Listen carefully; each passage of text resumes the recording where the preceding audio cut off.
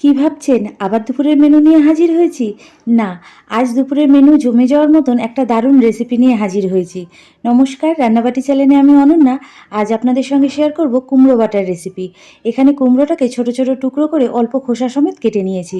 তারপর রসুন আর কাঁচা লঙ্কা দিয়ে ভালো মতন বেটে নিয়েছি। এবার কড়াইতে সাদা তেল গরম করে নিয়েছি।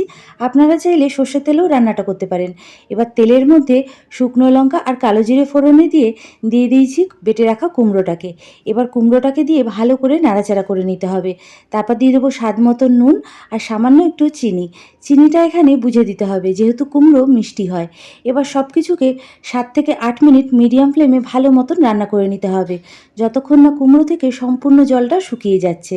দেখুন 7 থেকে 8 মিনিট হয়ে গেছে, কুমড়ো থেকে জলটা কিন্তু একদম শুকিয়ে গেছে। একদম রেডি কুমড়ো বাটা। এবার গরম গরম ভাতের সঙ্গে পরিবেশন করুন। খেতে কিন্তু দারুণ হয়। বাড়িতে যদি ট্রাই করে থাকেন অবশ্যই কিন্তু আমাকে কমেন্টে জানাতে একদম ভুলবেন না। ভিডিওটা ভালো লাগলে প্লিজ ফলো আর সাবস্ক্রাইব করে দেবেন।